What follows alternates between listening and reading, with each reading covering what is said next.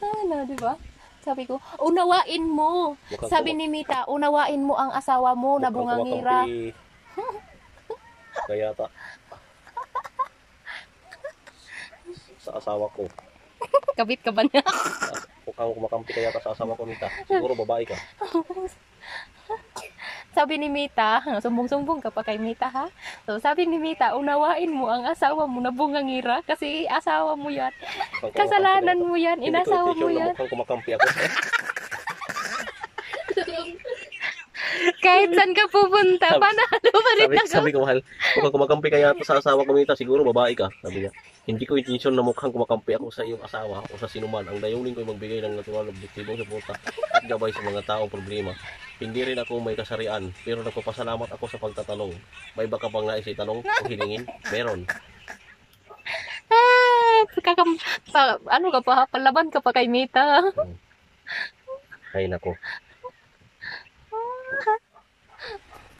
Nagpakampi ka pa kay Mita ha, dahil di mo na matiis yung bunganga ko. Gusto mo ni si Kiana na baklad mo si Kiana ko.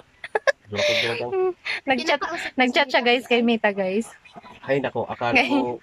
Nanghingi siya ng payo. Yes. Oo.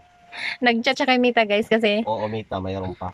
nanghingi siya ng payo kung ano daw gagawin niya sa asawa niya na bungangira kay Sige, ano? sobra na daw bunganga ko. Ganun kikinampihan ako ni Mita. Magtiis ka dahil inasawa mo bungangira. Sa dalawa, Mita. Usap ng misis kong sarili niya. Baliw. Oh, ginawan mo pa ako ng istorya? Ginawan mo pa ako ng mali? Ha? Kinakausap ko sarili ko? Niya. Ha?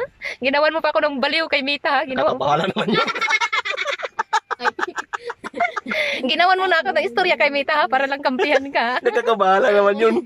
Kung ang iyong misis ay nagkipag-usap sa sarili. Hello. Paano kasi ginawan mo na ako ng istorya, ha? Maaari ba kung bigay ng ilang payo?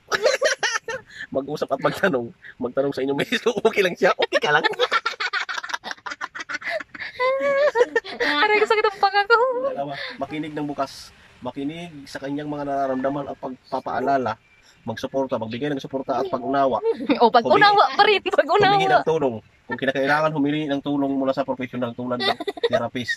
Ginawa mo na akong baliw. Humingi na kami.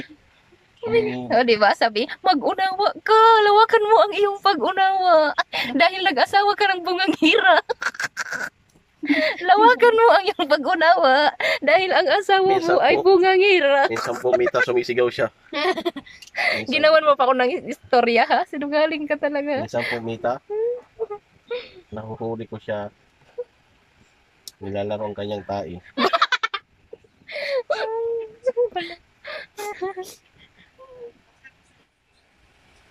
Kanyang tae. Baliw. Nakakabahala naman yun. Wala si Daddy. Pagod na kumita, parang gusto ko nang magpakamatay. Pagod na ako sa kanya, Mita. Oo, mahal, oh. May problema siya, may problema. Misis nilalaro kanya. Nakakabahala naman yun kung yung misis ay nilalaro ang kanyang tae. Maaaring may mga problema sa kalusugan o kaisipan. Emotional na kailangan pansin. Adoy. Pagod na ako sa kanya, Mita. Ibinta ko na lang